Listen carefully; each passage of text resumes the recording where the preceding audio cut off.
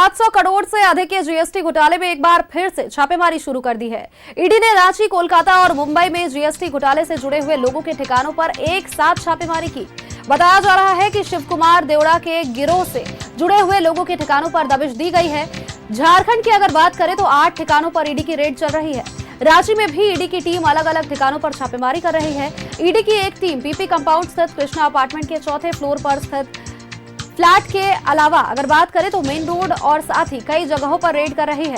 रांची के मखीजा टावर स्थित क्रीट ठाकुर के कामधेनु एजेंसी में भी छापेमारी की जा रही है। ईडी को पूछताछ में पता चला है कि बगैर सामग्रियों की खरीद बिक्री किए ही कागजी व्यापार दिखाया जा रहा और इनपुट टैक्स क्रेडिट किया जा रहा।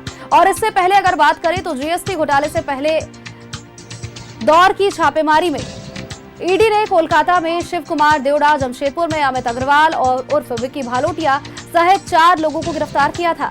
और इन लोगों से पूछताछ के दौरान जीएसटी घोटाले में फर्जी बिल बना करके सरकार को नुकसान पहुंचाने में लोगों के शामिल होने की जानकारी थी और जिसके बाद ये कार्रवाई एक बार फिर शुरू हुई है।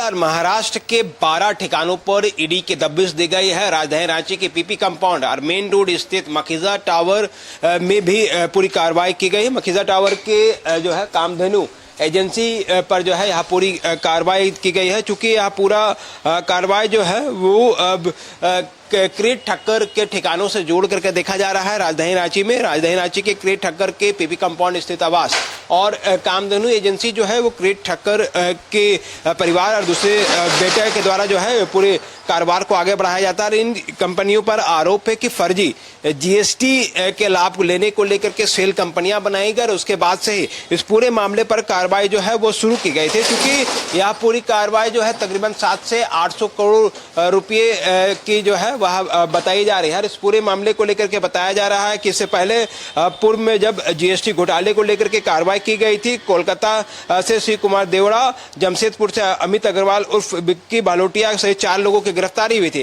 गिरफ्तारी के बाद कई नाम सामने आए थे और इस नाम के आधार पर जो ईडी की टीम है उस जांच की गति को आगे बढ़ा रही है। पूर्व में जब छापेमारी की गई थी तो 4 लोगों की गिरफ्तारी हुई थी और अब इस पूरे मामले पर कार्रवाई शुरू की गई है। तो राजधानी रांची सहित जमशेदपुर, सरायकेला के अन्य कई ठिकानों पर ईडी की दबिश जो है वह देखने के लिए मिल रही है। पूरे मामले को लेकर के बताया जा रहा है कि जिस तरह से सेल कंपनियां बना करके अलग अलग जगहों पर जीएसटी का लाभ जो है वह लिया गया है। राजधानी रांची के पीपी कंपाउंड के साथ साथ मखीजा टावर और अन्य कई ठिकानों पर जो है ईडी की दबिश जो है वो देखी जा रही है और इस पूरे मामले पर लगातार जांच की प्रक्रिया जो है वो आगे बढ़ाई जा रही है। वैसे में इस पूरे मामले को लेकर के बताया जा रहा है कि न सिर्फ झारखंड बल्कि पश्चिम बंगाल और महाराष्ट्र के भी कई ठिकानों पर यह पूरी कार्रवाई की गई है। तो देश भर के 12 ठिकानों पर ईडी के द्वारा जो है वो दबिश दी गई है। राजधानी रांची सहित झारखंड के 8 ठिकाने इनमें शामिल है। इस पूरे मामले को लेकर के लगातार कार्रवाई की जा रही है। डिजिटल डिवाइस के साथ साथ कई महत्वपूर्ण दस्तावेज,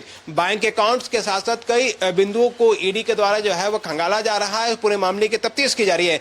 देखना होगा कि तकरीबन 700 से 800 करोड़ के जीएसटी घोटाले के तार जो है राजधानी रांची में पूर्व में भी जुड़े थे। इस पूरे मामले को लेकर के पूर्व में भी छापेमारी की गई थी, लेकिन अब जब क्रीट ठक्कर के परिवार से अन्य के ठिकानों पर जब पूरी कार्रवाई शुरू की गई है तो इस पूरे मामले पर क्या कुछ निकल के सामने आता है ये देखने वाली बात होगी। और देश भर में जिस तरह से जीएसटी घोटाले के तार को लेकर के ईडी के द्वारा दबिश दी गई है, जिसमें कई खुलासे अभी होने बाकी है। कैमरामैन विक्की के साथ मोहम्मद इमरान, न्यूज़ 11 भारत, रांची। झारखंड, बंगाल और